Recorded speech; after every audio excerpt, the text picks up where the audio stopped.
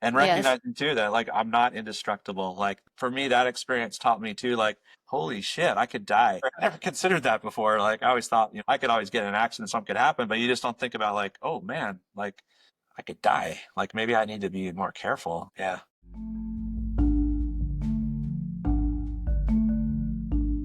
Welcome to The Mindful Trainer, the podcast that takes you inside the minds of athletes, coaches, trainers, and guides, and in today's case, mental health clinicians who have battled through challenges to reach their goals. I'm your host, Melanie Webb, and I have a feeling this conversation will resonate deeply with you too, dear listeners, especially those of you who approach life with curiosity, intention, and a commitment to growth. We all know someone whose life has been greatly impacted by addiction and mental illness. Today's special guest is Mike Hench, a marriage and family therapist who specializes in working with young adults requiring clinical support with such things as addictive behavior, ADHD, and anxiety. Like many of my friends who have committed their careers to the mental health field, Mike is a treasure trove of hard-won wisdom and compassion. I'm looking forward to learning from Mike during this important conversation at the convergence of mental health and physical health. Mike, welcome to the Mindful Trainer podcast. Melanie and guests, great to see you. Thank you so much for being here. And yeah, I'm curious, where do you trace the origins of your interest in marriage and family health? I am a marriage and family therapist, and that gave me a lot of background in training in like family systems theory. So instead of viewing the patient as the identified problem or patient, it's really looking at systems. So not only like you have a client that comes in, you're looking at the family, you're looking at the community and the broader layers of how those frameworks influence psychology or behavior. My parents were actually converted to the Mormon church in the 70s back in Pennsylvania. I grew up in Maryland and then went out to Utah for school and then went on a Mormon mission when I was 19. I was in this missionary role and people would open up and share and be really vulnerable. And it surprised me how people were just willing to really open up and share things about their life and their experiences with me. So that got me on the trajectory of like, I think I want to be a therapist. I want to learn how to help people and be trained more and kind of like being able to have those meaningful discussions with people. After my mission, I came back to school and that's what I wanted to focus on. Being a therapist is hard. You take on a lot of weight of people's problems. There's that compassion fatigue and burnout. I've found ways in my career to work on balance and also develop a niche and also a way of doing therapy in more non-traditional ways. That's been really beneficial to me. I'm surprised no one was like, are you sure you want to be a therapist? Don't therapists sit in an office and do like 50-minute sessions for 8 hours a day? Isn't that's what people think of traditional therapy, right? Why did no Right. one come to me and be like, Mike, you're stupid. You're not going to be able to sit in an office and do that all day, every day, right? I have ADHD. So I look back and what was I thinking? And I've been really blessed and fortunate to find some non-traditional ways to be a therapist that doesn't involve doing that. Yeah, so talk us through some of the non-traditional things. I've been working at this company called At the Crossroads for the last almost 11 years, and it's a young adult program. We work only with young adults in failure to launch. So they come to us from across the country, and we have housing here, and we have staff that live. They don't live in this. It's not 24-hour care, so they're there in a supportive mentoring role through a good portion of the day. We have different therapeutic programming things, and we're helping them get jobs, go to school, being an adult. There's some extra challenges that you and I didn't face in our generation and things that are different now that they struggle with. When I was in grad school, there was a student that was ahead of me a year who, when he was leaving school and he got this job and he's like, yeah, I'm going to work for this wilderness therapy program in Utah. And I was like, what is wilderness therapy? And he's like, well, we take clients out in the desert and they stay out there for a couple of months and you do therapy outside in nature. So that really sparked a lot of interest for me. I was much more comfortable outside than I was inside and spent as much time as I could outdoors. I was an Eagle Scout, so I liked camping and doing all that kind of stuff. When I moved to Utah, I was like blown away. I mean, you've lived in Washington, D.C., Melanie, so you know the difference. Like there's cool places in Maryland, forests and rivers and trees, Beautiful. green and stuff. It's beautiful, but there's also a lot more people. So I Yes. just remember like the first time I drove to St. George, miles and miles where there was no houses. Because like even rural areas in Maryland, there's always a farm or some people around. I Right. was like, wow, you can actually like get outside here and not be around other humans. This is crazy.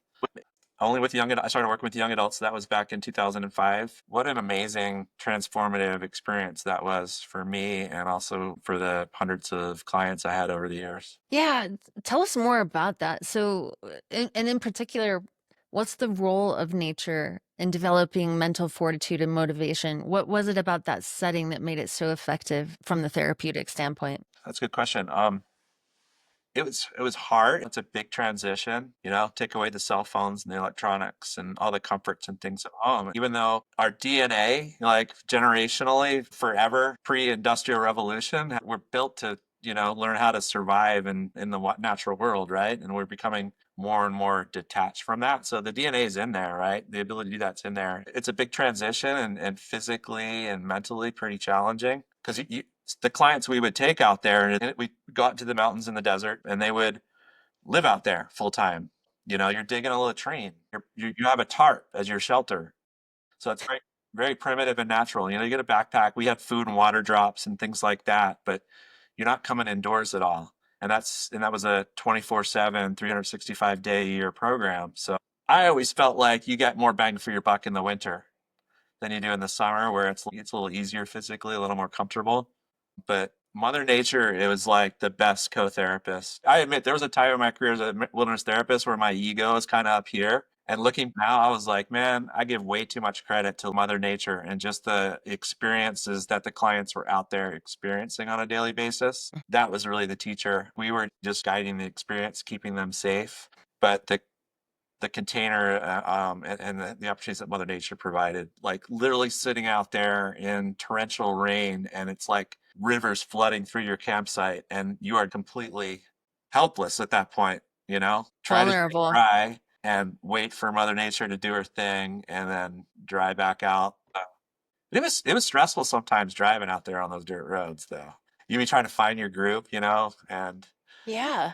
and I've been out there. yeah, I don't know if you go remember out do a little. the company that you worked for, the owner, Rick, was the husband of one of my best friends from high school and college. So I'm living in Washington, D.C., working as a personal trainer, right? And some of my clients had sent their children to these programs, perhaps not that same one. I had been a biologist in southern Utah. So for 3 years, my area was the southwestern corner of Utah up against the Nevada border. And I got invited to, investigate if I wanted to follow that path and spend 4 days on a training program. And I couldn't hack it. In fact, I was out there one time when it was a torrential rainstorm and, water running down the gullies and dry washes to the sides of us. And they had taken away our shoes, to let us experience what it's like to be a kid there. And we're under this tarp and I was like, I'm not cut out for this. I train the parents of these kids, whatever that says about me. No, and I relate. If I'm being honest, like I'm a 3-day camper, 3-night max camper, Yeah. and that was even. I have so much respect for the individuals that were out there as guides. I mean, they're out there in the program I worked at. They were out there for 8 days straight, and then they get 6 days off, and they rotate.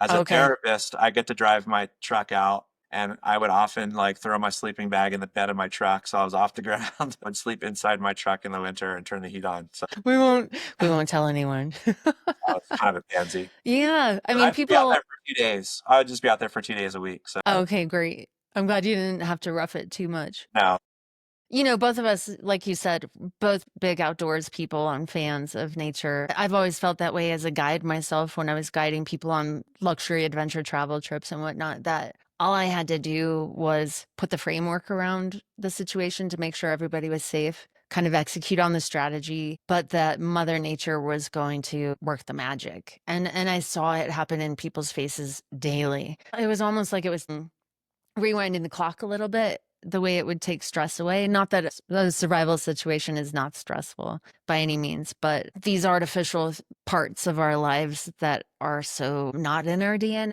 if you will. And I feel like still every time I can just put my hands on the dirt or get my feet back out on the dirt, I feel my nervous system downregulate.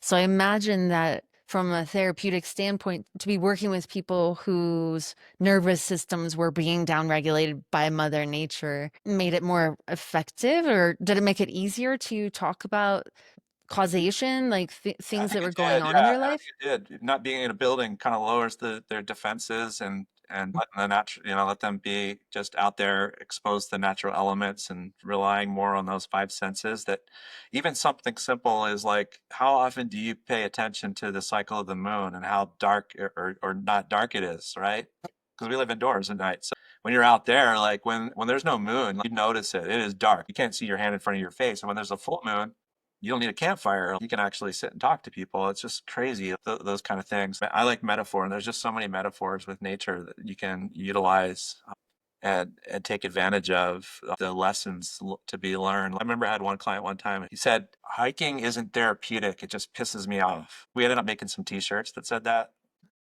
Yeah, throwing a backpack on and getting out there and with the struggle, like it, and having a client just physically, mentally just kind of break down, and then being able to talk about like those experiential kind of experiences too were really powerful. I can think of like another tool that we would use is like the bow drill. We teach them how to do fire. That's how they create fire. So there's no matches, there's no lighters, not even flint and steel. They'd have to go out and harvest their own materials to create fire with. And I had this one client one time that was like really struggling. Like he had been out there for weeks and like couldn't bow drill. He just couldn't do it. So I was like, you know what? We're not doing like therapy talk today. We're just gonna bust. Like, and I'm gonna sit here with you until you get a fire. I remember that being just a really cool experience of like talking through like his struggle with it and his feelings about himself and watching other people in his group like have success and even show up like more recently and have some success. And so there's so much opportunity to, use Mother Nature as a teacher and draw from that and into their experiences. And I'd see this transition like a month or so in where it physically would get easier for them and that became the norm. And then we would kind of talk about as they were progressing and leaving. A lot of the times they were like, I want to leave. I want to take a shower. I want to get some good food and have some of those things, but I don't want to leave because I've realized out here that it had become easier now for them here, because they had acclimated and adjusted to life outside in the civilized world. That's really neat to hear. Have you heard of the concept rewilding? Yeah. Is that kind of the idea? Getting back to our root selves, or how do you look at that? Because I think, like I said, I think that's wired in our DNA. As far as how long humans have been on the earth, they've lived more primitively than they have, in civilized, industrialized societies. And I'm like, man, I wish I lived back then, And then I think about some of the comforts we have, and I'm like, maybe not. Maybe I couldn't survive. But it's really appealing, right? Homesteading out somewhere and not having to deal with all the stuff we have to deal with now. I think they get to feel that and kind of experience that and detox, attach whatever from their electronics. And then it's like, I'm good out here. Like I can do this, and this has become comfortable for me now. And that's usually when it's time to move them on. When I go camping, build my tent, and there's something in that act that's like so confidence building for me. I have this feeling like I just built home. I don't know how to build a home. I don't have that skill set, but in putting up my tent, I just built a home. And it fills me with confidence and I absolutely love it. That's cool. So I'm curious. I want to go back to failure to launch. Is this a generational phenomenon? Do you think it's been around a while, but now we just have a word for it? And how do parents influence this situation? Well, I think launching into adulthood, the research shows like that those markers that were there are continuing to be kind of pushed back and delayed further and further.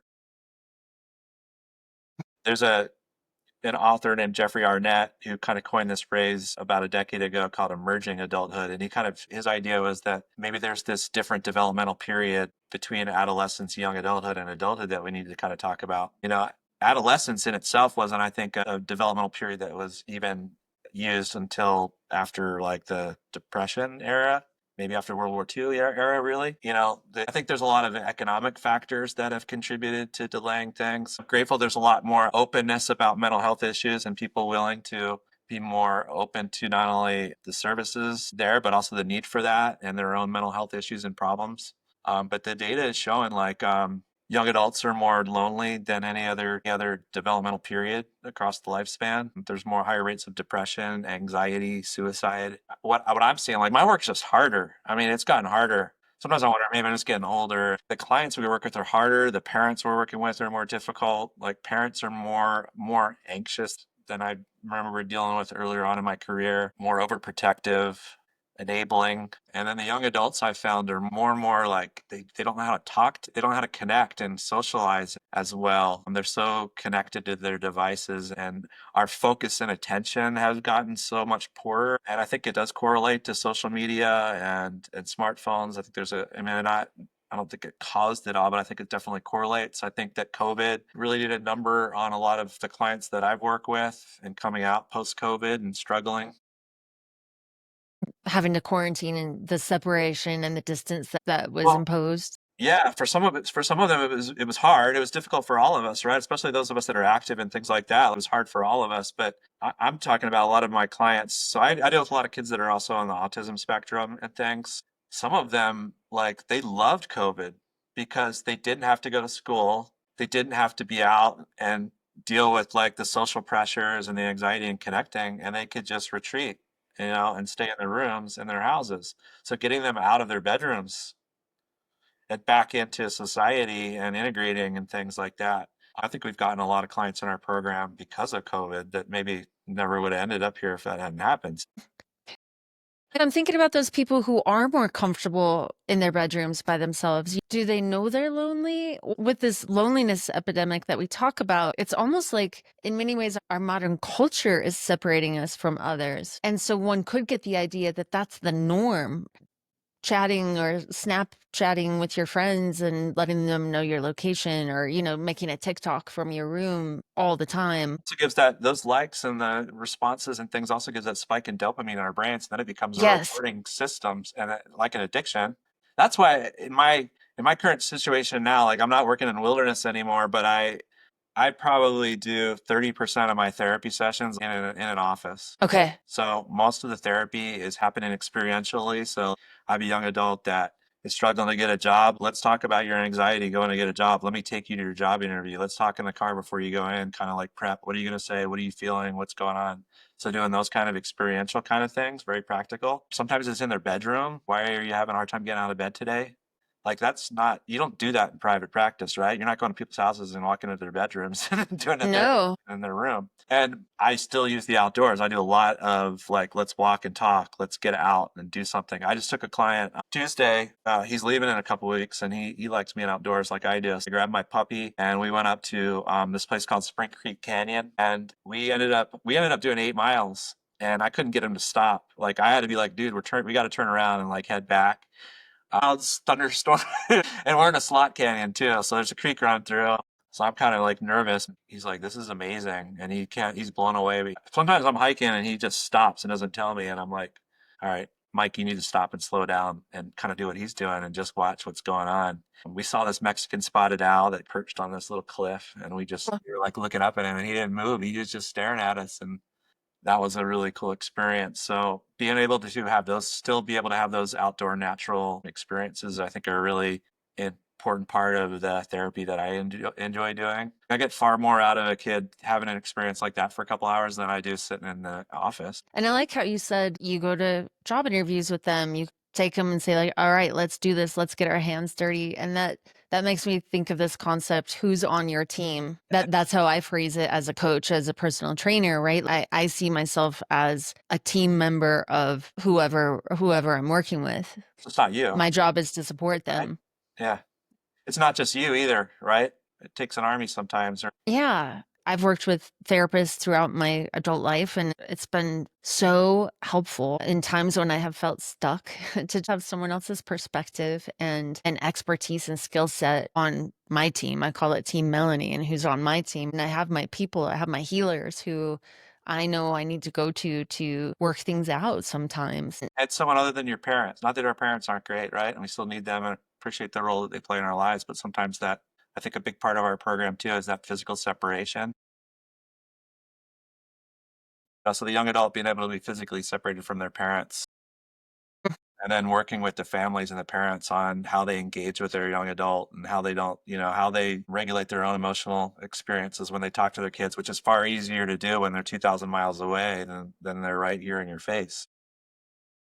I wonder if you see situations that kind of have to be repatterned in those relationships. Yeah, absolutely. like a parent seeing their child as the adult that they're becoming and not falling into role play or patterns that they've been doing in the past. Yeah, so I think that's a big part of the work I do too. Is a lot of parent coaching, a lot of mentoring them as well. Yeah, working on those, shifting those patterns and enabling less, and to learn how to detach in healthy ways. Yeah, Mike had a terrible injury, and those of you who've been listening to the podcast, you know this is a theme in my life.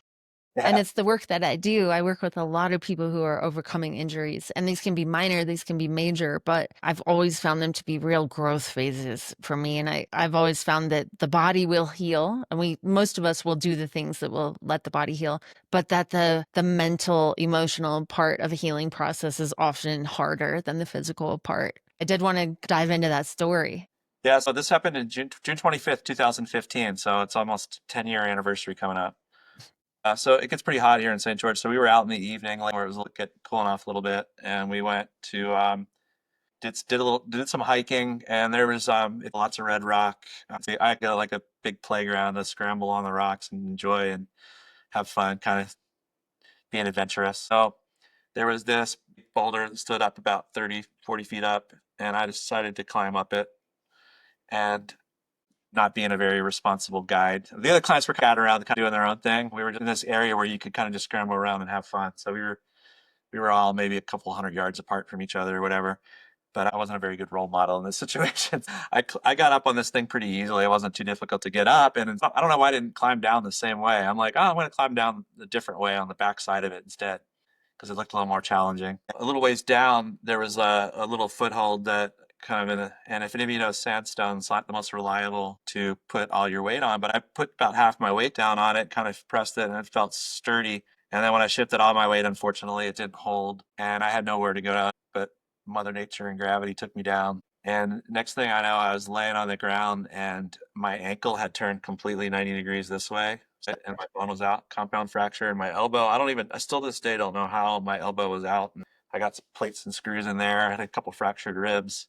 But so I ended up yelling, and a couple of kids, young adults, came over. There was another staff or two that were there with me. And anyway, I ended up having to have search and rescue come out, and they had to take me out on a board and hike me out a couple miles to the helicopter that was waiting, and then fly me to the hospital and have a 7-hour surgery for about 8 weeks. And I had a broken elbow and arm too, so I couldn't even ride around. If it was just my leg, I could have got on one of those little tripod things and scooted around, but I had to wait for this to heal enough to where I could get one of those even.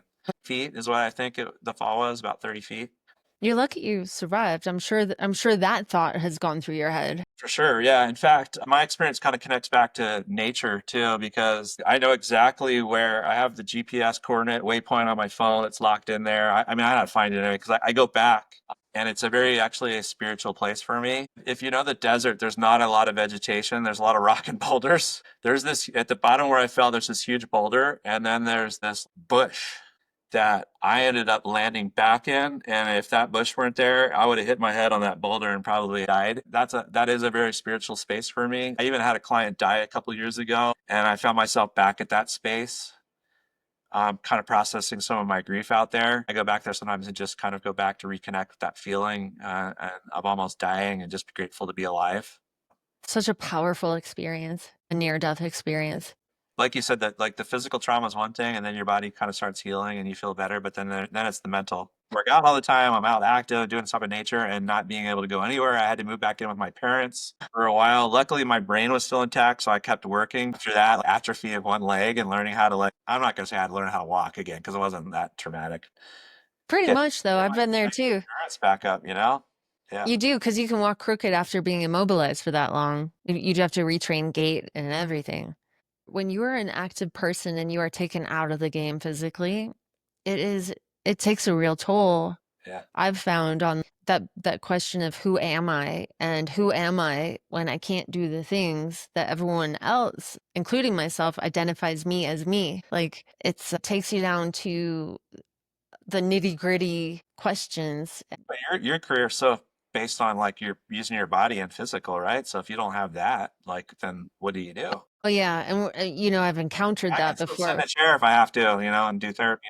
That's what I don't like to do, but if I had to, I could. Yeah, my career is based around being able to show up with my body. And, there was a chapter in my life 5 years ago where I was down with post-concussive syndrome, and cognitively I was so impaired. I couldn't function and I didn't work for a year. And I think that took me to the depths of that question of who am I and why am I here? And it really stripped me down to the bone and caused me to have to rework some of my own frameworks, like actually I'm here to do more than work.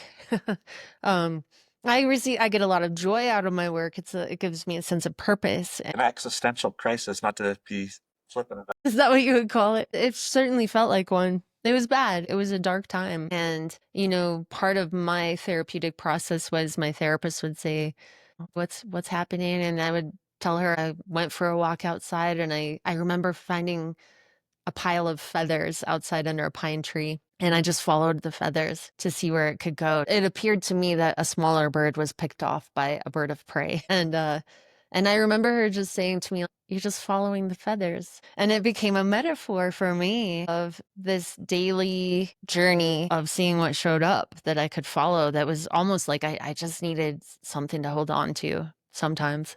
I've been hearing your experiences. Like, it makes me think about like the blessings that and the opportunities to grow and learn that come from trials we face in our life, right? In this case, like really physical, when our physical bodies, go through trauma, there's real opportunities there to grow and learn from. So I'm grateful for. I'm grateful for it too. I'm not grateful for the fall though. That sucked. Yeah, that part sucked. I'm sure that was terrible. I can't imagine falling that distance and that impact. But I agree with you that I'm a different person than I was before those head injuries. I'm certainly a very different person than I was before that knee injury in college, that all of a sudden it took away my physical prowess as an athlete. Like I could do anything before that. And I think that's how resilience comes from my observation in my life. I don't know if we get stronger without challenge and without these tests. Is that part of failure to launch? A lot of my clients have struggled with, they're just stuck, and being challenged and being and putting themselves in situations that are uncomfortable. I mean, that's why that's another. I go back to wilderness therapy again, but that's why it's such, I think, a powerful intervention. Is because there's so much opportunities to experience discomfort and challenge, and that's where the growth happens. That's why I said you get more for your buck out in the winter months, because it's harder. That makes sense. It's harder. Not quite as comfortable. Yeah. So that doesn't mean that we should like jump off cliffs and put ourselves in dangerous situations so that we can experience growth. I mean, those things just happen naturally in lives, right? In my case, that was just your case. The concussion wasn't bad decision making or choices. That was me. Yeah. The part of our brain that just I know I can get pretty fixated on what I want to do or my destination. And I know that our brain is wired that way. That is part of our survival brain. My brain shifted in that I actually stop and consider is this worth first of all, pain it hurts. The older you get, things hurt more, and recognizing too that I'm not indestructible. For me, that experience taught me too, holy shit, I could die. I never considered that before. I always thought, I could always get in an accident, something could happen, but you just don't think about oh man, I could die. Maybe I need to be more careful. Yeah. So now I'm I'm out and I'm yeah, it's not worth climbing up. Yep. Well, Mike, this has been such a great conversation. It's always good to reconnect with you. And I want to thank you for showing up as your true self here and sharing some deep and vulnerable truths and life experiences. It seems like sharing of wisdom with people all around us, and that's the work that you're involved in, is how we learn also, how we get permission to be vulnerable in life. So I want to thank you for that. Thanks for the opportunity. I'm really impressed with your career and what you're doing and what you continue to do, and just kind of pushing yourself into new mediums like this, and I wish you the best success in what you're doing.